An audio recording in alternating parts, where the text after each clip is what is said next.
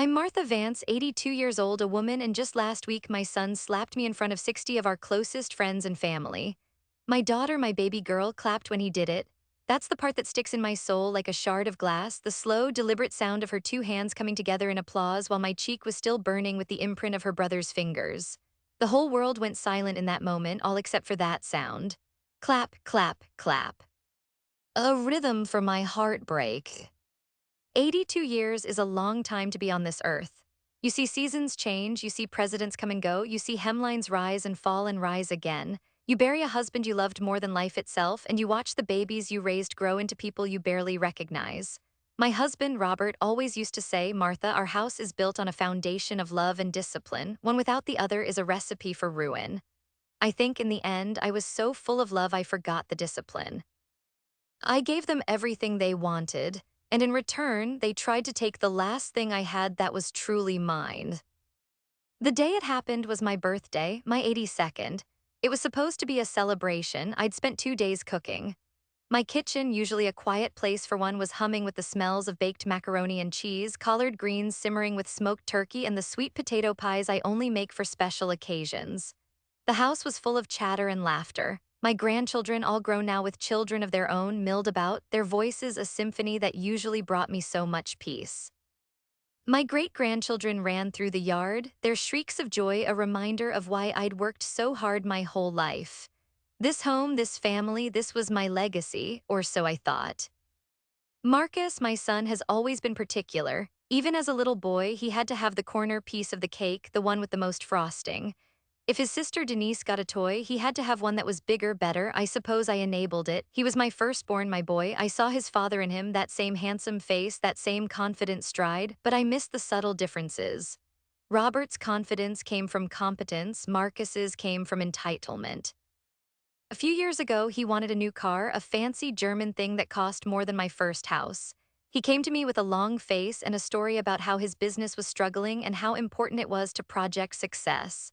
I gave him the money from my savings, the nest egg Robert and I had so carefully built. I later found out his business wasn't struggling at all, he just wanted a new toy. When I gently brought it up, he waved his hand dismissively.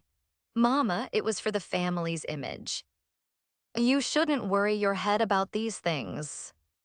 Denise, on the other hand, was my shadow. She was a beautiful child who grew into a beautiful woman, but somewhere along the way, a seed of jealousy took root in her heart and grew into a twisted vine. She married a man who never seemed to make enough money to support her tastes. Every year it was a new drama. Mama, the kids need braces and we're just stretched so thin. Mama, our landlord is raising the rent. I don't know what we'll do. I always helped. I'd write a check and the crisis would pass, only for a new one to appear a few months later. I remember once Robert found out that a rent crisis she'd cried to me about was actually a down payment on a luxury cruise. Robert was furious. He sat them both down, Marcus and Denise, and he told them, your mother's love is not a bank account. You are taking advantage of her good heart, and one day you will look back on this with shame. Denise cried crocodile tears, and Marcus stared at his father with a look I couldn't decipher then, but which I understand now. It was resentment. How dare he call them out? How dare he put a limit on their access to what they believed was theirs? After Robert passed, it got worse, but it was subtle. It was little comments, gentle suggestions. Mama, this house is so big for just you.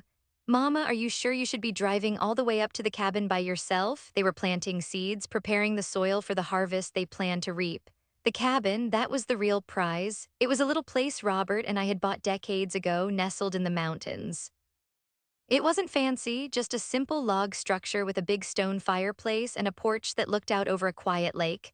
But it was our heaven.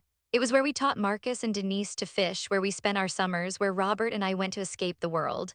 It was where his presence still felt so strong, I could almost hear his voice in the whisper of the pines. It was the last piece of him I had, and it was the one thing they wanted more than anything. On my birthday, they cornered me in the study, away from the music and laughter.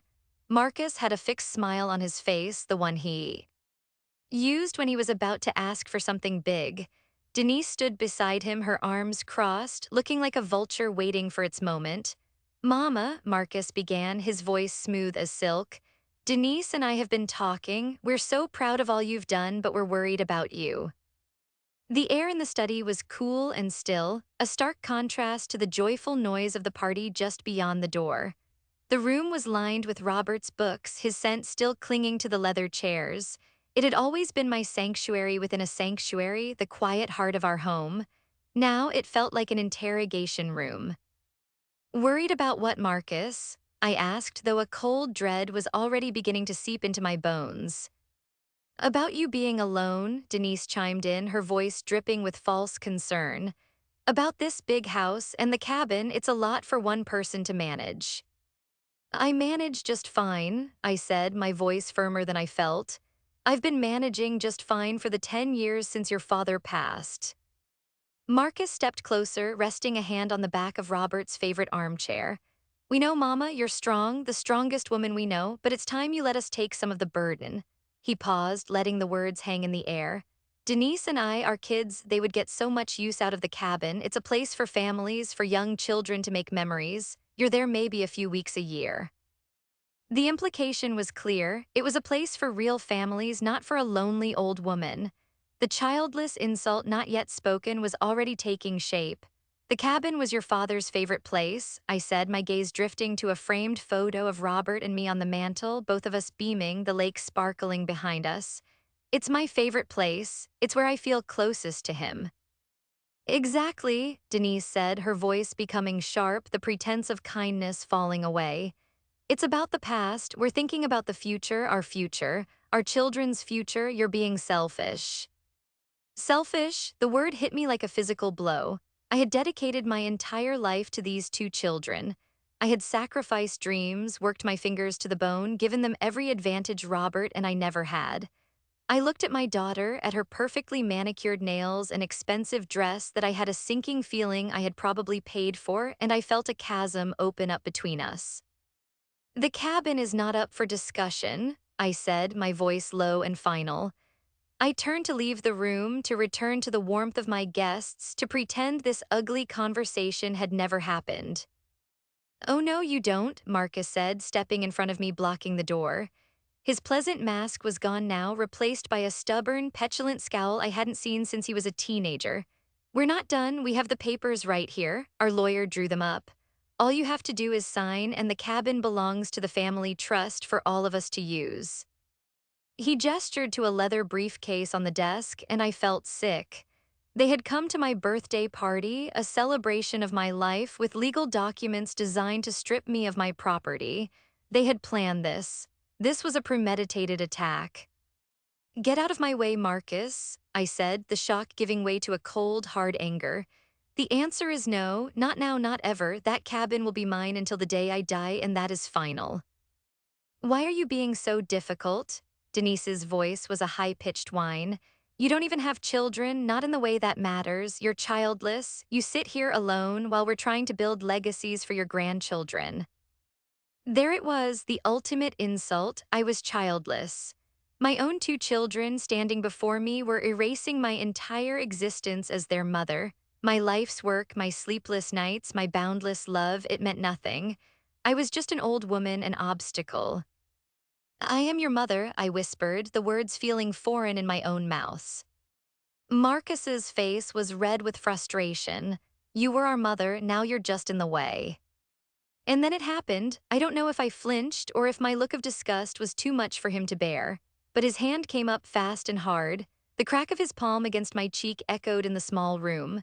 My head snapped to the side, my glasses flying off and skittering across the hardwood floor. A sharp, searing pain exploded across my face, followed by a deafening ring in my ears. For a heartbeat, the world stopped. The muffled sounds of the party, the ticking of the grandfather clock in the hall, my own breath, it all ceased. I stood there, stunned into absolute silence, my hand slowly rising to touch my throbbing cheek. I looked at my son, my 55-year-old son, and saw a stranger. Then came the sound that shattered what was left of my heart. From behind Marcus, Denise began to clap. It was slow, rhythmic, mocking. Clap, clap, clap. Her face was twisted into a triumphant smirk. She was applauding him. She was applauding the violation of her own mother. I'll tell you later. E-study door creaked open. My nephew, David, stood there, his mouth agape, a slice of my sweet potato pie still on the plate in his hand. His eyes darted from my red cheek to Marcus's heaving chest to Denise's smiling face. The music outside seemed to falter and die as more people turned to see what the commotion was. In a matter of seconds, the truth of what had happened was laid bare for 60 people to see. My son had struck me, and my daughter had celebrated it. The foundation of love and discipline that Robert and I had built had crumbled into dust. The silence that fell over the party was heavier than any sound I had ever heard. It was a thick, suffocating blanket of shame and disbelief. People froze, their smiles fading, their conversations dying mid-sentence.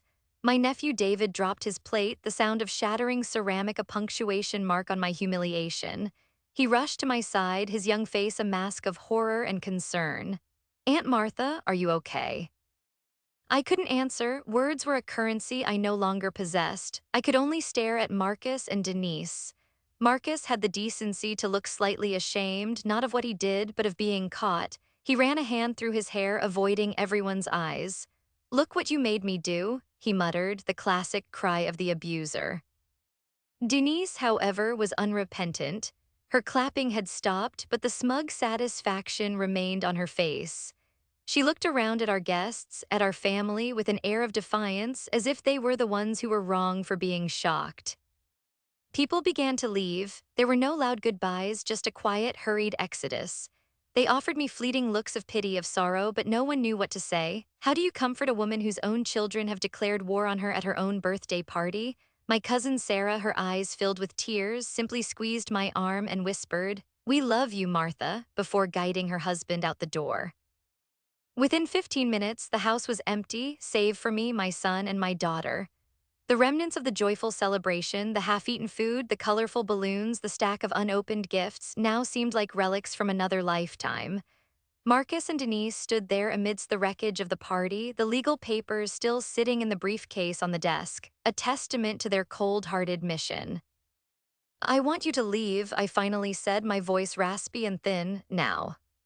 "Mama, let's be reasonable," Marcus started, but I cut him off. "There is nothing reasonable about what just happened here," I said, finding a sliver of strength from some deep, hidden reserve. "You have dishonored this house, you have dishonored your father's memory, and you have broken my heart. Get out." Denise scoffed, "Fine, but this isn't over. We'll be in touch about the cabin."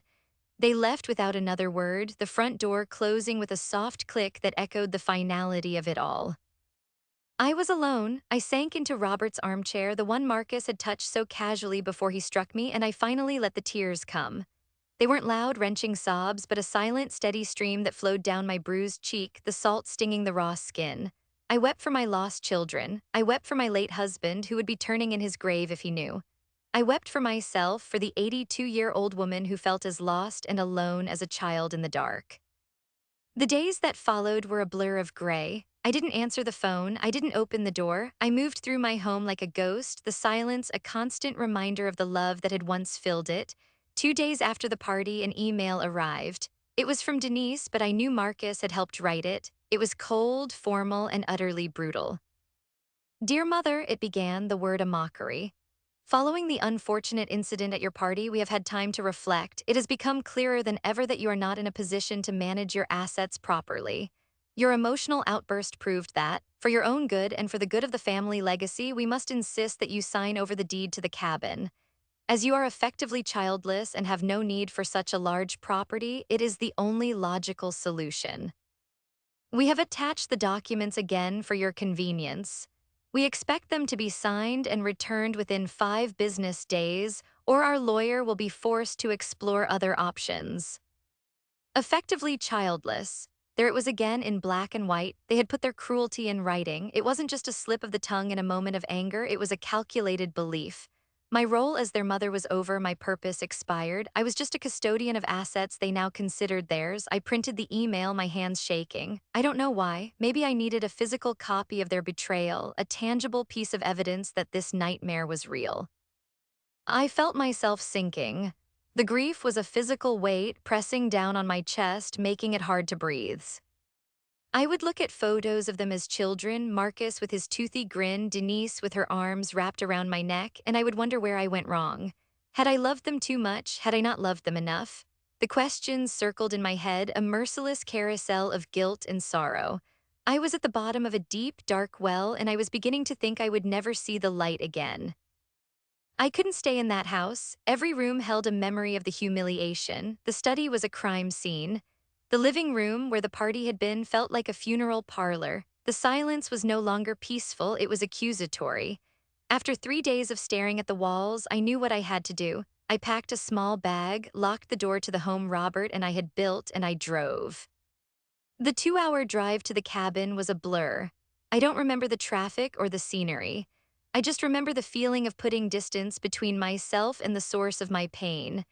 When I finally turned onto the long, gravel driveway, the familiar scent of pine and damp earth filled the car, and for the first time in days, I took a full, deep breath. The cabin was just as I had left it in the fall. A thin layer of dust covered the simple, sturdy furniture. The air was cool and smelled of wood smoke and cedar. I walked through the main room, my hand trailing along the back of the worn plaid sofa. I stopped in front of the stone fireplace, its mantel lined with photos. There was Robert teaching a 5-year-old Marcus how to skip stones on the lake. There was a teenage Denise, begrudgingly holding up a small fish she'd caught, a rare, genuine smile on her face. And there was my favorite, a picture of just me and Robert, taken on our 40th anniversary, sitting on the porch swing, his arm wrapped around me, our faces etched with the quiet joy of a shared lifetime. This place wasn't just wood and stone, it was a library of our happiest moments. It was the one place on earth that my children's greed had not yet managed to taint. I spent the next few days in a quiet routine. I'd wake up, make a cup of tea, and sit on the porch swing, watching the morning mist rise off the lake. I swept the floors, dusted the furniture, and aired out the rooms, the simple, physical work a balm for my fractured soul. But even here, the despair was a patient predator stalking me in the quiet moments. I'd find myself staring at my reflection in the dark windowpane at night, seeing not an 82-year-old matriarch, but a foolish old woman who had failed her family. The words from their email echoed in my mind, effectively childless, useless. Maybe they were right, maybe my purpose was over. Maybe the kindest thing to do would be to sign their papers, sell the house, and check myself into one of those quiet, sterile homes for the elderly fading away so I would no longer be a burden to anyone. The thought was seductive in its simplicity. It would mean an end to the fight, an end to the pain. One afternoon, I was sorting through a chest of old photo albums, my fingers tracing the smiling faces of people long gone. I found a picture of Robert, taken a year or so before he passed. He was standing right here in this very room, looking hale and hearty, but there was a shadow of worry in his eyes that I remembered all too well. It was from around the time he'd confronted Marcus and Denise about taking advantage of me. And then it came back to me, not as a vague memory, but with the sudden, sharp clarity of a lightning strike. It was a conversation we'd had late one night, sitting right here on this sofa. Robert had been quiet for a long time, staring into the fire. "Martha," he'd said, his voice unusually grave, "I need you to promise me something." "Anything, Robert," I had answered, taking his hand. "I worry about the kids," he confessed, his thumb rubbing circles on the back of my hand. "They're good people deep down, I have to believe that, but they have a weakness in their character, a sense of entitlement that frightens me. When I'm gone, they might try to push you around. They might see your kindness as a weakness." I had tried to reassure him, to tell him he was wrong, that they loved me, but he had insisted. "Listen to me," he said, his eyes locking onto mine. "I've made arrangements. I've spoken with Samuel Sterling. You remember Samuel, my lawyer." I nodded. Samuel was more than a lawyer. He was one of Robert's oldest and dearest friends.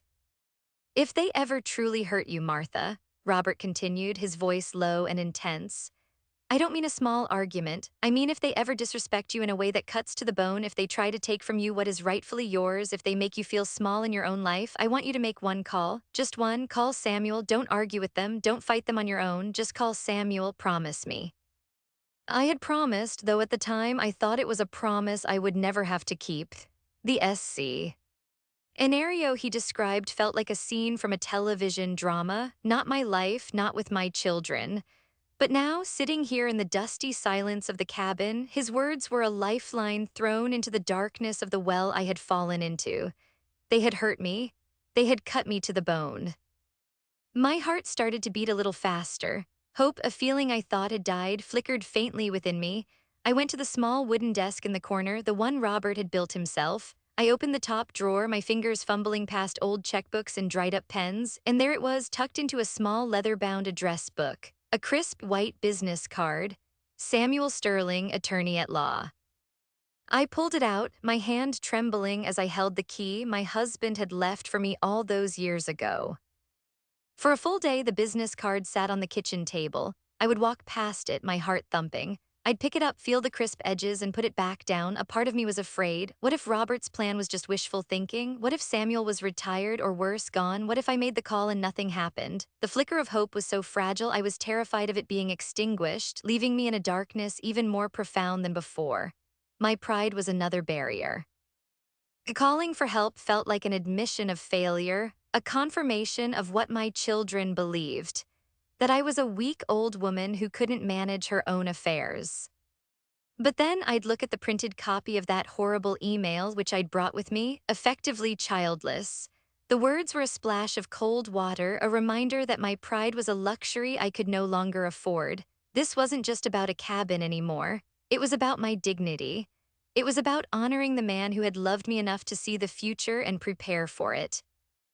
On the second morning, with a resolve that felt foreign and new, I picked up the old rotary phone on the wall. The cabin had never gotten good cell service, and I dialed the number on the card.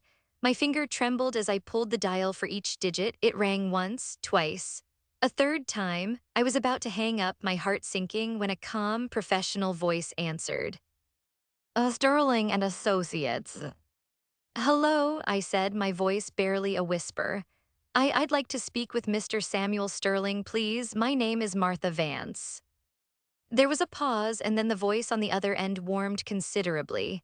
Martha, it's Samuel himself, Robert's Martha. Good Lord, it must be 15 years. How are you, my dear?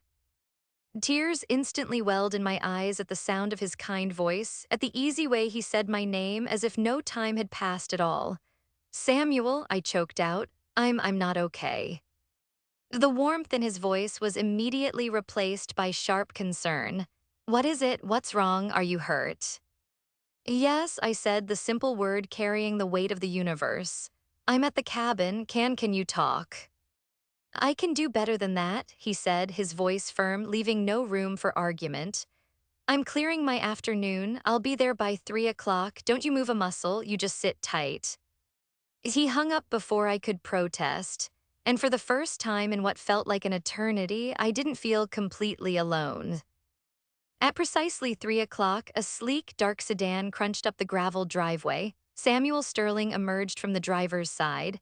He was 75 now, but he looked a decade younger. His hair was a distinguished silver, and he wore a perfectly tailored suit looking slightly out of place in the rustic wilderness. But his eyes were the same, sharp, intelligent, and right now full of worry. He walked up the porch steps and enveloped me in a hug that felt strong and safe. Martha, he said, holding me at arm's length to look at my face. His eyes lingered for a moment on the faint, yellowing bruise on my cheek. He didn't comment on it, but a muscle tightened in his jaw. Now you're going to sit down and you're going to tell me everything from the very beginning, and don't you leave out a single detail. We sat on the porch swing, a pot of tea between us, and I told him. I told him about the party, the ambush in the study, Marcus's anger, and the slap. I told him about the sound of Denise's clapping, the detail that made him close his eyes in pain. I went inside and got the printed email, and he read it, his expression growing darker with every word. When he finished, he carefully folded the paper and placed it in his breast pocket. He was silent for a long time, staring out at the lake, his hands clasped on his knee. I waited, my anxiety building. Finally, he turned to me and a slow, sad smile touched his lips. Robert was a brilliant man, he said softly. A truly brilliant man. He loved you so fiercely, Martha. And he was a student of human nature. He saw the rot starting to set in with them years ago. He hoped he was wrong. He prayed he was wrong. But he was too smart to rely on prayer alone. Samuel reached down and opened his expensive leather briefcase. He pulled out a thick leather-bound portfolio tied with a blue ribbon. He called this his failsafe, his matriarch insurance policy. We worked on it for months after that incident where he caught them lying about the cruise money. He made me swear I would never speak of it, not even to you, unless you came to me and told me that the very thing he feared had come to pass. He looked me in the eye, his gaze unwavering. Martha, what Marcus and Denise did wasn't just cruel, it was a profound, contractual violation, and they are about to find out that their father's love had terms and conditions. Hope, no longer a flicker but a rising flame, began to warm me from the inside out. For the first time, I felt the ground beneath my feet begin to solidify. I wasn't a victim in a tragedy. I was the beneficiary of a love story, and the final chapter was about to be written. Samuel opened the leather portfolio on the sturdy oak table, the one Robert had sanded and varnished with his own hands. The documents inside were crisp and formal, a world away from the rustic simplicity of the cabin. Robert's last will and testament is a public document, Samuel explained, his voice calm and methodical. Marcus and Denise saw it after he passed. It outlines the division of his primary assets, the house, his investment portfolio, to be held in trust and distributed upon your passing. It's all very standard. They know what they're set to inherit. They've probably been counting on it for years. He then pulled out a separate, sealed envelope. This, however, he said, tapping the wax seal, is an addendum, a private codicil to the main trust document known only to me, to Robert, and to the trust officer at the bank. Robert called it the matriarch clause. My breath caught in my throat, the matriarch clause. It sounded like something out of a storybook, a queen's decree. Robert believed that wealth without character was a curse, Samuel continued, his eyes full of respect for his old friend. He didn't want the money he worked so hard for to be a reward for selfishness and disrespect. He wanted it to be an incentive for decency. So we created this. He broke the seal and unfolded the document, sliding it across the table for me to see. The legal language was dense, but the core of it was shockingly clear. Samuel pointed to a specific paragraph and read it aloud. Article IV, Section B, the matriarch clause. The inheritance designated for my children, Marcus Vance and Denise Vance, is conditional. It is predicated upon their continued and demonstrable love, respect, and dutiful care for their mother, Martha Vance, for the duration of her natural life. This clause shall be triggered by any single verifiable act of profound disrespect, elder abuse, coercion, or any attempt to divest Martha Vance of her personal assets against her will. I stared at the words, my eyes blurring with tears. Verifiable act, elder abuse, coercion. The slap witnessed by 60 people. The email, a written demand under duress. They hadn't just broken my heart, they had walked right into the legal trap their father had set for them a decade earlier. Samuel went on. Upon the triggering of this clause, all assets, funds, and properties designated for the child or children responsible for said act shall be immediately and irrevocably voided. Their share of the inheritance will be wholly redirected to a list of charitable organizations pre-selected by myself and held in a separate file. He looked up at me. He chose the local children's hospital, the university scholarship fund he started, and a shelter for abused women. He wanted the money to undo the kind of harm he feared his own children might cause. I was speechless, overwhelmed by the depth of Robert's love and foresight. He had seen their future, their potential for cruelty, and he had built me a fortress made of paper and ink. So what do we do? I asked, my voice trembling. A grim but determined look settled on Samuel's face. We let them walk right into it, he said.